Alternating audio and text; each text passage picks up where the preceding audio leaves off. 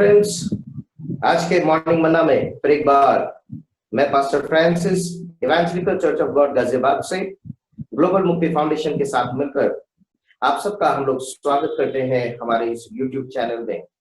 हम परमेश्वर का धन्यवाद करते हैं कि आप सब इस मॉर्निंग मन्ना के द्वारा आप आशीषित हो रहे हैं। आपके लगातार जिस प्रकार से आप कमेंट्स कर रहे हैं, आप लोगों ने सब्सक्राइब किया है, आप सबको परमेश्वर बहुतायत के साथ आशीषित करे। और आपसे अनुरोध है, यदि आप इस वचन के द्वारा आशीषित होते हैं तो इसको अपने तक सीमित ना रखें।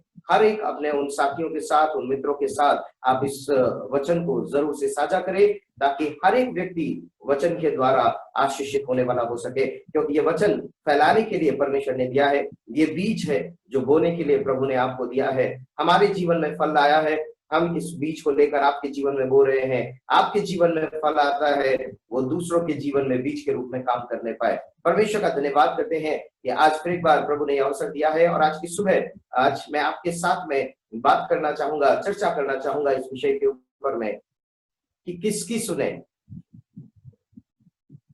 इस दुनिया में जब आप रहते हैं, कई प्रकार के लोग आपके इर्द गिर्द होते हैं।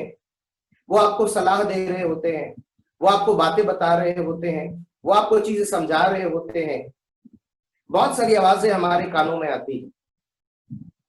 तो सवाल ये है कि हम किसकी सुने, क्योंकि जिसकी सुनेंगे और जिसकी मानेंगे उसी के अनुसार चलेंगे और उसी के अनुसार उसका परिणाम भी भुगतेंगे। ये कुदरत का एक बहुत बड़ा नियम है, परमेश्वर का एक बहुत बड़ा अटल और न बदलने वाला नियम है। और वो नियम ये है कि जो बोगे वो काटोगे। कर्मों का परिणाम, कार्यों का, निर्णयों का परिणाम इस दुनिया में परमेश्वर ने रखा हुआ है, द रिजल्ट। और ये रिजल्ट्स जो है ये बड़े मायने रखते।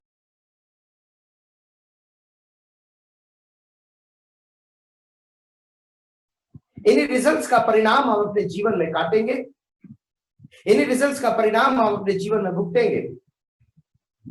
सो रिजल्ट्स, परिणामों को प्राप्त करने के लिए आपको बहुत कुछ करना होता है। पर उसी में से आज एक भाग है जिसके ऊपर मैं आपका ध्यान ले जाना चाहूंगा, और वो है किसकी सुने। जब दुनिया में नाना प्रकार की आवाजें आपके पास आ रही होती है, नाना प्रकार के सलाह आपके पास आ रहे होते हैं, आज बाइबल से एक उदाहरण मैं आपके सामने रखूंगा और उसके जीवन से हम देखेंगे कि उसने किसकी सुनी, और जिसकी उसने सुनी उसी का परिणाम उसने अपने जीवन में भुगता, और उसका परिणाम उसके लिए बड़ा खतरनाक और बड़ा घातक सिद्ध हुआ। हम जिसकी सुनते हैं उसका परिणाम या तो अच्छा हो सकता है या तो वो परिणाम बुरा हो सकता है। तो आज हम देखेंगे परमेश्वर के वचन से दूसरा इतिहास की पुस्तक 9वां अध्याय और उसके 30वें पद को पढ़ेंगे, 30वें और 31। वहां लिखा हुआ है, सुलेमान ने यरूशलेम में सारे इस्राएल पर 40 वर्ष तक राज्य किया। फिर सुलेमान अपने पुरखाओं के संग सो गया और उसको उसके पिता दाऊद के नगर में मिट्टी दी गई, और उसका पुत्र रहूब्याम उसके स्थान पर राजा हुआ। आज हम चर्चा करने जा रहे हैं रहूब्याम के जीवन से कुछ बातों को आज हम सीखने जा रहे हैं। रहूब्याम के जीवन में कुछ ऐसा हुआ कि उसके पिता सुलेमान की मृत्यु के बाद रहूब्याम उसके स्थान पर राजा नियुक्त किया गया। लेकिन रहूब्याम के जब राजा नियुक्त कर दिया गया, उसने कुछ किया। आगे पढ़ेंगे 10वें अध्याय को, 10वां अध्याय और उसके 3 और 4 पद को, 4 पद को पढ़ेंगे। वहां लिखा है, उन्होंने उसको बुलवा भेजा। अतः यारोबाम और सब इजरायली आकर रहूब्याम से कहने लगे, तेरे पिता ने तो हम लोगों पर भारी जुआ डाल रखा था, इसलिए अब तू अपने पिता की कठिन सेवा को और उस भारी जुए को जिसे उसने हम पर डाल रखा है कुछ हल्का कर, तब हम तेरे अधीन रहेंगे। यहां चर्चा की जा रही है सोलोमन के विषय में। यहां सुलेमान के जीवन की एक बात, ऐसी बात प्रकट हो रही है क्योंकि सुलेमान ने इन इजरायलियों के ऊपर में एक भारी जुआ रखा था। मैं आपको एक बात बताऊं, यदि किसी का एडमिनिस्ट्रेशन बहुत तगड़ा है तो काम का बोझ भी बहुत होगा। क्योंकि वो आपको चैन से बैठने नहीं देगा, खाली बैठने नहीं देगा, आराम करने नहीं देगा। वो लगातार आपके पीछे पड़ा रहेगा, वो आपसे कुछ ना कुछ करवाता रहेगा।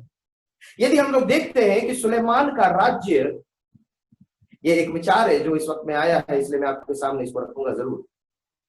सुलेमान के जीवन में इतनी ख्याति प्राप्त हुई, चारों तरफ से शांति रही, उसके राज्य में सोना जो है बहुत सस्ता हो गया, उसके राज्य में लकड़ी देवदार जो है उसका मूल्य जो है बहुत सस्ता हो गया। सुलेमान के राज्य में इतनी समृद्धि थी, इतनी सफलता थी, इतने सब कुछ उसके पास था, सोना चांदी बहुमूल्य रत्न, इतनी बहुतायत उसके पास थी, सब कुछ थी।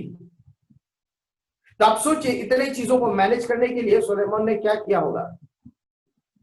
अब ये इजरायली आकर कह रहे हैं कि तेरे पिता ने हम पर तो भारी जुआ डाल रखा था, इसलिए तू क्या कर, अपने पिता की कठिन सेवा को और उस भारी जुए जिसे उसने हम पर डाल रखा है हल्का कर, तब हम तेरे अधीन रहेंगे। इसमें समझाने के लिए बहुत सारी बातें हैं, लेकिन फिलहाल वो मेरा विषय नहीं है, इसलिए मैं उसमें बहुत ज्यादा आगे नहीं जाऊंगा। लेकिन रहूबियाम के सामने जब ये परिस्थिति आती है तो रहूबियाम कुछ डिसाइड करता है। वो सोचता है, बहुत अच्छी बात सोची उसने, क्यों ना मैं इस बात के बारे में सलाह करूं, क्योंकि अभी नया नया राजा बना था, वो अपने आप से कोई डिसाइड करना नहीं चाहता था।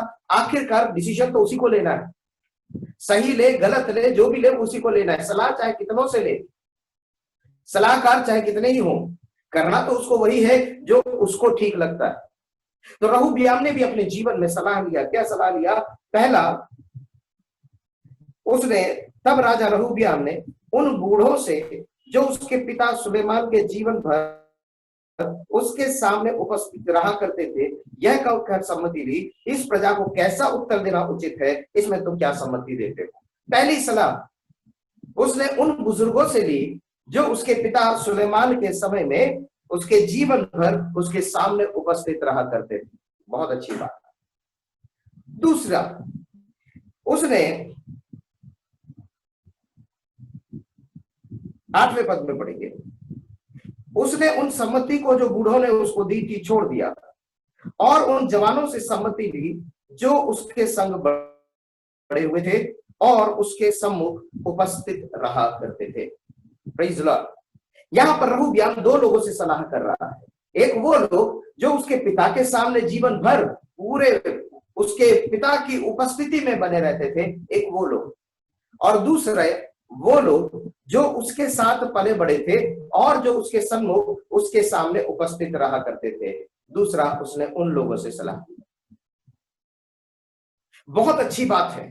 यहां पर रहूबियाम की एक बहुत अच्छी बात दिखती है कि उसने दोनों से सलाह लिया, लेकिन जो सलाह उसने ली उसमें से जो सलाह उसने मानी उसका परिणाम उसके जीवन में यह हुआ कि उसका राज्य दो भागों में बंट गया। यहां तक इजराइल में मोनार्की थी, एक ही राजा था, लेकिन अब इजराइल जो है एक विभाजित राज्य बन गया, डिवीजन हो गया। व्हाई? द रीजन, कारण क्या है? उसका कारण, उसने दो प्रकार के लोगों से सलाह ली, उसमें से एक प्रकार के लोगों की सलाह मानी। उसने बूढ़े लोगों से सलाह ली तो बूढ़े लोगों ने कहा कि तू एक काम कर, यदि इस प्रजा के लोगों से अच्छा बर्ताव करके उन्हें प्रसन्न करे और उनसे मधुर बातें कहे तो वे सदा तेरे अधीन बने रहेंगे। Whenever there is a leadership shift, आप देखिए, अक्सर मैं नहीं जानता इस वक्त में प्रभु किन लोगों को समझाना चाह रहा है, लेकिन मैं इतना जरूर महसूस करता हूं कि मुझे सुनने वाले लोगों में आप में से कुछ लोग ऐसे हैं जो इस वक्त आप अपनी कंपनी में जॉब कर रहे हैं, आप अपने ऑफिस में जॉब कर रहे हैं और आपके मैनेजमेंट में शिफ्ट हो रहा है, आपके एडमिनिस्ट्रेशन में शिफ्ट हो रहा है और इस लीडरशिप शिफ्ट को आप हैंडल नहीं कर पा रहे, क्योंकि उनके पिता के समय में माहौल कुछ और था और आज बेटा अधिकारी बन गया है तो बेटे के समय में माहौल कुछ और है। जब तक उनका पिता बॉस था तब चीजें कुछ अलग प्रकार से चल रही थी, लेकिन अब बेटा बॉस हो गया तो चीजें कुछ अलग प्रकार से चल रही। एडमिनिस्ट्रेशन शिफ्ट, हो सकता है आप अपने बिजनेस में देख रहे होंगे, हो सकता है आप किसी शॉप में काम कर रहे हैं, लेकिन वहां पर एक एडमिनिस्ट्रेशन शिफ्ट आप देख रहे हैं, एक लीडरशिप शिफ्ट आपको देख रहे हैं। आज परमेश्वर आपको सिखाना चाहता है, परमेश्वर आपको बताना चाहता है, इस शिफ्ट को हैंडल करना बहुत ही जरूरी है। इस शिफ्ट को यदि सही तरीके से हैंडल नहीं किया गया, यदि मुझे सुनने वाले लोगों में से यदि वो लोग भी हैं जिनको परमेश्वर ने इस वक्त में ये अवसर दिया है कि आप अपने पिता के कार्य को आगे बढ़ा रहे हैं, आप अपने पिता के बिजनेस को टेक ओवर कर रहे हैं, आप अपने पिता के चर्च को टेक ओवर कर रहे हैं, आप अपने पिता के एडमिनिस्ट्रेशन को टेक ओवर कर रहे हैं, या आप अपने पिता के इंडस्ट्री को टेक ओवर कर रहे हैं, तो आज का वचन आपके लिए बहुत ही आवश्यक है।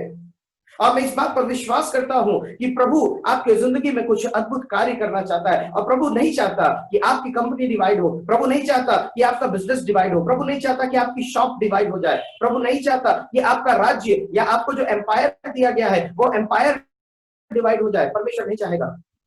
प्रभु आपको बढ़ाना चाहता है, इसलिए आपको सुलेमान के समान बुद्धिमान पुत्र बनना होगा। क्योंकि सुलेमान एक ऐसा बुद्धिमान पुत्र था जिसके समय में राज्य भर में शांति बनी रही, एक ऐसा पुत्र था जिसके समय में पूरे राज्य में सब कुछ ठीक ठाक रहा, सफलता रही, समृद्धि रही, बहुतायत रही। अब रहूब्याम राजा बना है। दोनों में बहुत बड़ा फर्क है। सुलेमान जब राजा बना तो वो अपने पिता के उपस्थिति में, अपने पिता से सीखा उसने। सुलेमान जब राजा बना वो परमेश्वर पिता की उपस्थिति में गया, उसने प्रभु के सामने होम बलि चढ़ाई, प्रभु के सामने मेल बलि चढ़ाई, प्रभु से दर्शन प्राप्त किया, प्रभु से ज्ञान प्राप्त किया। यहाँ पर उसी जगह पर जब उसका पुत्र रहूब्याम जब आ रहा है, राज्य पे आ रहा है, इसके सामने भी चैलेंजेस है। I would like to encourage you, मैं आपको प्रोत्साहित करना चाहूंगा, challenges will always be there, because only those who face challenges will become champions. If you don't face challenges and if you don't overpower it or if you don't overcome it, you will never be champions. यदि आप challenges के ऊपर में विजयी नहीं होते हैं, आप चैंपियन कभी नहीं बन पाएंगे। सो challenges आएंगे, पर आपको उस challenges के ऊपर में जयवंत होना जरूरी होगा। आगे जब हम देखते हैं रहूब्याम की जिंदगी में जब ये परेशानी आई, उसने सलाह मानी, उसने बूढ़ों की सलाह छोड़ दी, जो उसके पिता के सामने थे, जो उसके पिता के साथ थे, जो उसके पिता के साथ रहकर उसके राज्य में जिन लोगों ने उसका पालन पोषण में और उस राज्य को आगे बढ़ाने में, परिपालन में जिन लोगों ने सहायता किया, उसने उनकी सलाह छोड़ दी और उनकी सलाह मानी जो उसके संग बड़े हुए थे, जिनको राज्य का ज्यादा अनुभव नहीं, जो भी उसके सामने, जैसे वो एक नया राजा है, उसके सामने वो भी एक नए लोग हैं। मेरे प्रियो, आज मैं आपको प्रोत्साहित करना चाहता हूं, जब भी आप सलाह सुने तो ऐसे लोगों की सुने, ऐसे लोगों की सुने जिनके पास अनुभव है, ऐसे लोगों की सुने जिनके अनुभवों से वो लोग जयवंत हुए हैं। एक मल्टी लेवल मार्केटिंग का एक स्लोगन था और वो मैंने पढ़ा, मुझे बहुत अच्छा लगा। If you are victorious, you will lead the people, and if you are a failure, you will guide the people. तो आप अपने जीवन में इस बात को सोचे और इस बात को समझे, सलाह लीजिए ऐसे लोगों से लीजिए जिनके पास अनुभव है और जिनके पास अच्छा अनुभव है कि उन अनुभवों के द्वारा वो सफल हुए हैं, वो समृद्ध हुए हैं, वो बड़े हुए हैं। और मैं आपको बताना चाहता हूं, परमेश्वर से अच्छा सलाहकार आपके जीवन में कोई नहीं हो सकता। आपके जीवन में प्रभु के द्वारा नियुक्त लोग, प्रभु के द्वारा नियुक्त अगुवे, प्रभु के द्वारा नियुक्त पास्टर से अच्छा सलाहकार आपकी जिंदगी में आपको नहीं मिल सकता, क्योंकि वो केवल अनुभव से सलाह नहीं करेंगे, परंतु वो आपको परमेश्वर की अगुवाई से भी आपकी सलाह करेंगे।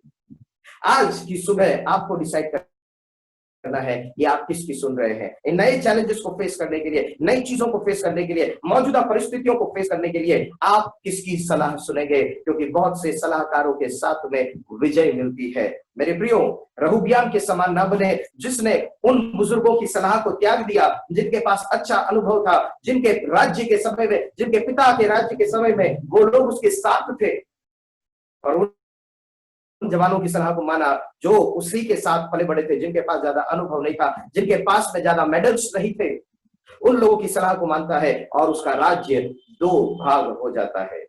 मेरे प्रियो, आज परमेश्वर आपकी जिंदगी में विचार है, अच्छी सलाह को मानिए, अच्छी सलाह को सुनिए। प्रभु आपकी और हमारी सहायता करें, अपनी आंखों को बंद करेंगे और प्रार्थना करेंगे। हमारे जीवित अनुग्रहकारी सशक्तिमान पिता, आप हमारी सहायता करिए कि हम सही सलाह को चुन सके, अनुभवी लोगों की सलाह को सुन सके, पॉजिटिव लोगों की सलाह को सुन सके, दुष्ट की युक्तियों से बचे रहे। ओ प्रभु, जिनको ज्यादा अनुभव नहीं है, ओ प्रभु जी, ऐसे लोगों की सलाह से प्रभु वो हमें बचाए रखे पिता परमेश्वर। जो हमारा बुरा चाहते हैं, ऐसे लोगों की सलाह में हम कभी ना जाए, आपसे दूर करने वाली सलाह में हम कभी ना जाए, अपने माता पिता से दूर करने वाले लोगों की सलाह कभी ना माने पिता, परंतु उन लोगों की सलाह को माने जो लोग प्रभु अनुभवी है, जो प्रभु और राज्य की और बढ़ोतरी चाहते हैं। ऐसी सलाह सुनने में आप हमारी सहायता करिए प्रभु। आपने ऐसा किया, धन्यवाद। आशीषित किया, धन्यवाद करते हैं। विनती प्रभु यीशु मसीह के नाम से मांगते हैं, आमीन, आमीन, आमीन।